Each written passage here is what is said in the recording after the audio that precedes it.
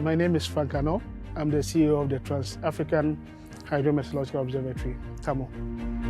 TAHMO was set up by two professors.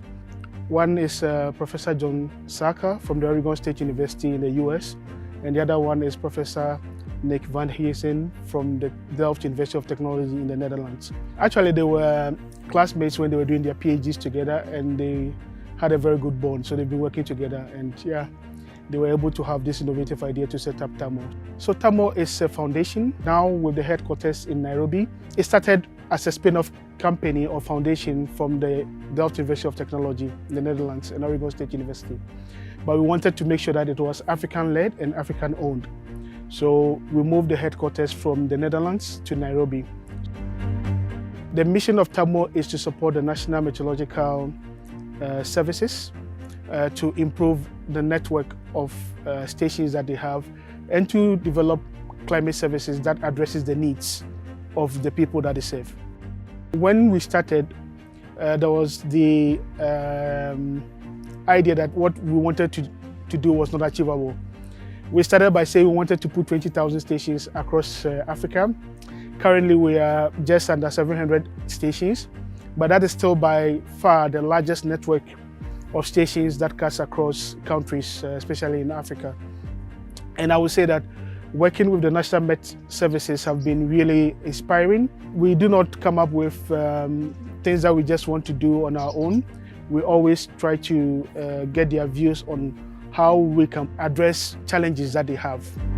Farmers are one of our clients. They are not the only clients, but they are one of the most important clients, because I think when we have better forecast, that generates into better advisory services, farmers stand to benefit a lot. Most African workers are farmers, and therefore if we can improve the activities of farmers, I think we will cause a large impact on the continent. Aside the advisory services, we have, for example, flood early warning system, one for Narok. We have one for Kumasi being set up at the moment. We also have insurance, there's reservoir management, there's aviation sector, mining sector that we also provide advisory and information management systems for. So these are a few of the other services that we provide. So when we started, we had stations with moving parts, and we wanted to minimize the requirement for maintenance, because anything that you have that has moving parts will require a lot of maintenance. When we proposed the station that we now use with Meter, actually Meter was really happy to support us. So Meter has been with us from the genesis of TAHMO. So we would say that they are part of us, and they understood our needs and our challenges, and therefore co-developed stations that met our needs. So in terms of the deployment of stations, we have these stations at schools. One of the reasons why we put the stations at schools, one is for safety, because schools are seen as one of the safe havens in communities. So when the stations are in schools, the tendency for vandalism is low. Again, we want students to be climate ambassadors. So we provide the stations at schools, and then we co-develop lessons or materials on STEM so that the students can relate better to what they are learning. We also have stations in some farms and also government institutions such as the fire services. We also have in clinics. We even have stations at church. Primary concern is that, one, the station should be safe, and two, the host should see some value for the station. Otherwise, they will not support us to maintain these stations. TAHMO started with a very lean staff.